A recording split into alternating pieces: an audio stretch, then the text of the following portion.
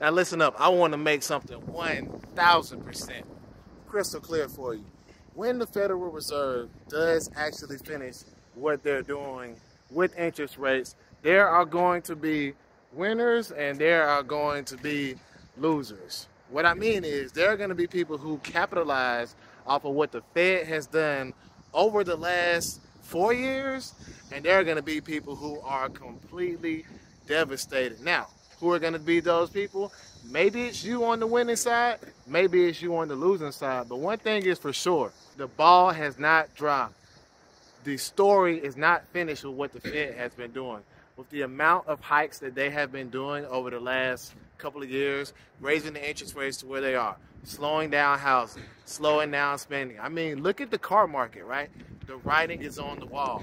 Something is definitely going to happen before we see this story end. Now let's talk about some of the casualties, right?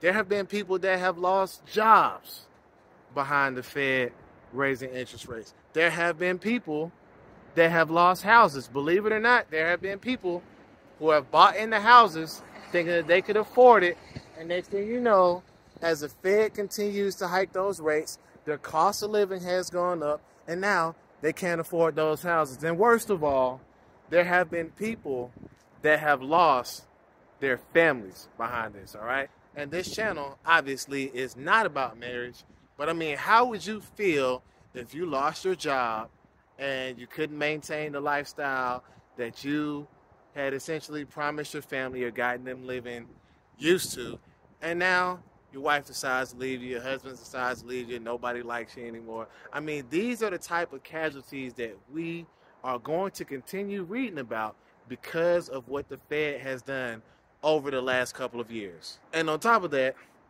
the American public is left with so much information with what's going on with housing, okay? You have realtors that are telling you that we're going to see a buying frenzy this year, scaring people into buying homes, right? FOMOing people in, saying that, hey, whenever the Fed drops rates, that home prices are going to skyrocket. They're going to go through the roof, and they're scaring people, essentially telling them that if you don't get a house right now, that you're going to be locked out of the housing market forever. Now, I have no crystal ball on the market. I just go based off the data, and that's exactly what we do here. But before we jump into exactly what's going on with the housing market, actually looking at the data, not opinions, you know what time it is, Genius Crew. Drop the track.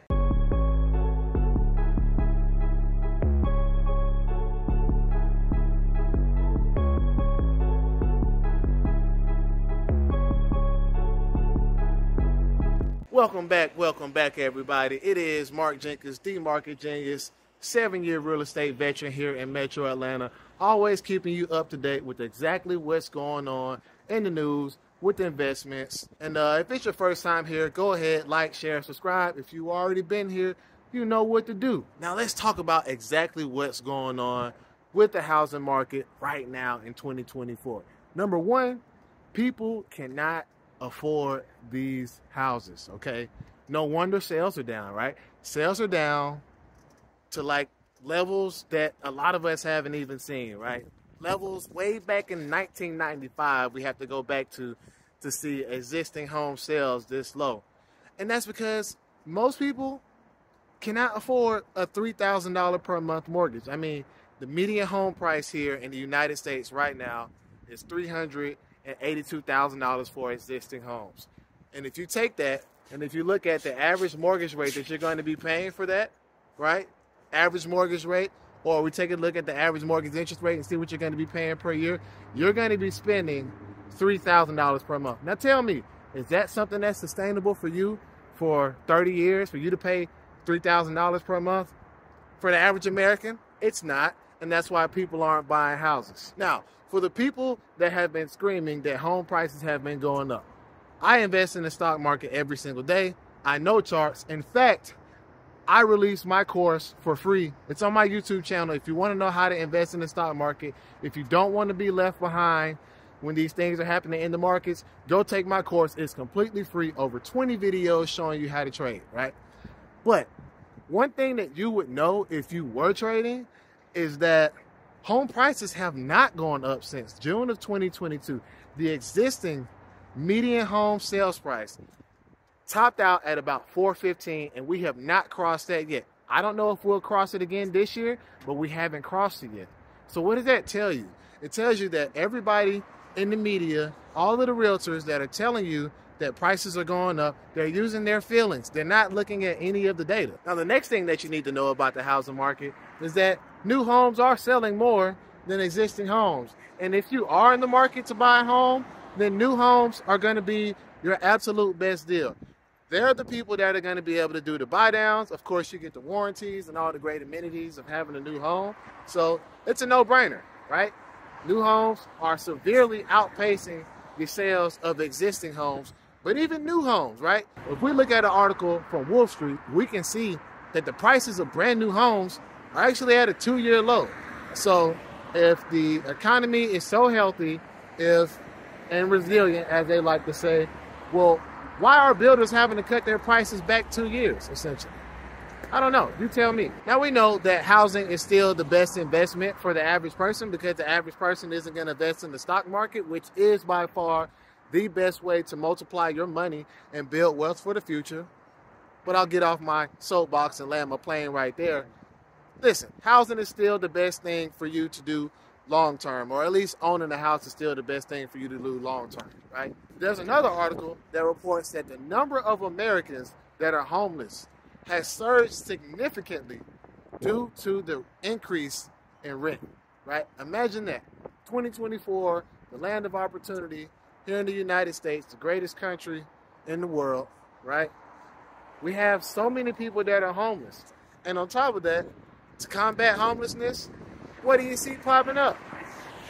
Well, you see things like tiny homes popping up, right? Even Walmart right now is selling a tiny home for $1,700. I just saw a viral TikTok about another tiny home that's like $30,000, right? Is this what people are going to turn to when they cannot afford housing here in the United States? People are going to get to the point that where they start buying tiny homes? I don't know. Only time will tell. Now listen, everybody has been talking about these rate cuts ever since the December 13th or so Federal Reserve meeting, all right? The stock market has gone berserk since then. I mean, the S&P 500 went from like 409 all the way up to 488 as of today, right? Everybody is expecting the Federal Reserve to cut interest rates. Now, here's my take on it. If the economy is doing so well, you just had the GDP numbers come out. If the economy is doing so well, if the economy is so resilient, then guess what? The Fed isn't going to cut rates, okay? You can't have it both ways, all right? Now, if the Fed doesn't cut rates, you have a massive amount of pain that's just going to continue for the average American, right?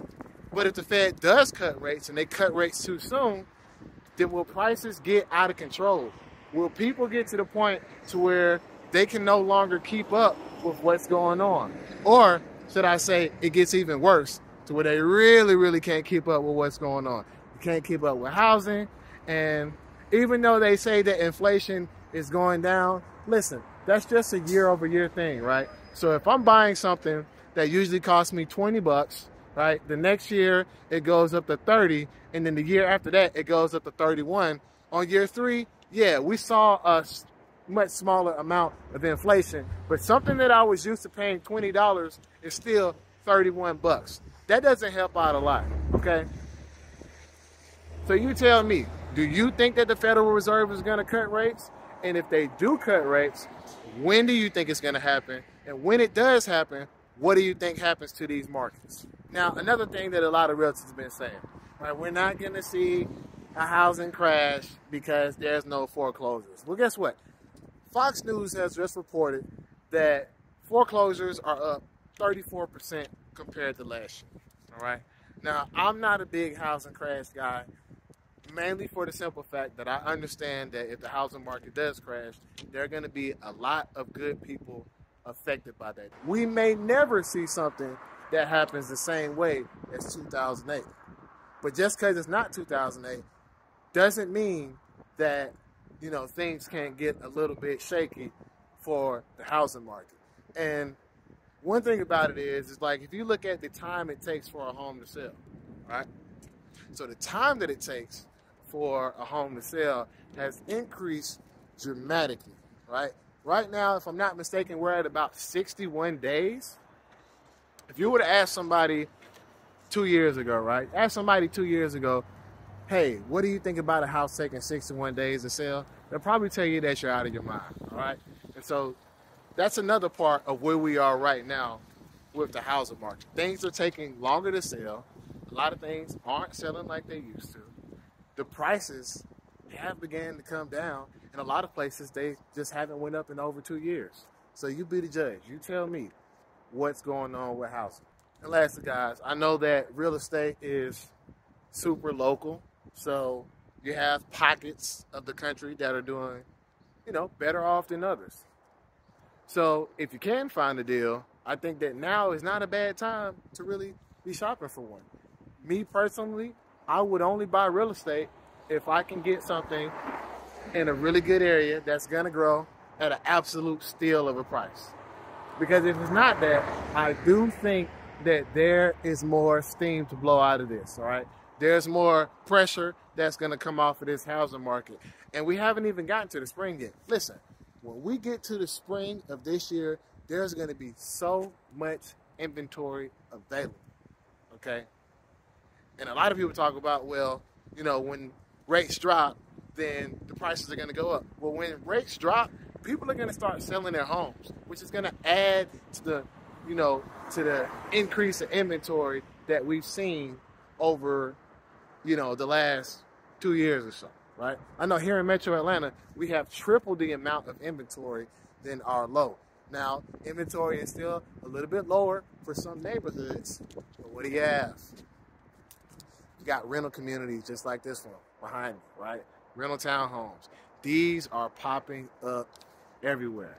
So, what are your plans? You planning on getting you some real estate this year? Are you sitting back on the sidelines? Me, I'm waiting for a deal because I know it's coming. I see it happen every day. I look at the price change alerts that we get and we send out to our clients. I'm waiting on a deal. So what are you going to do? Peace.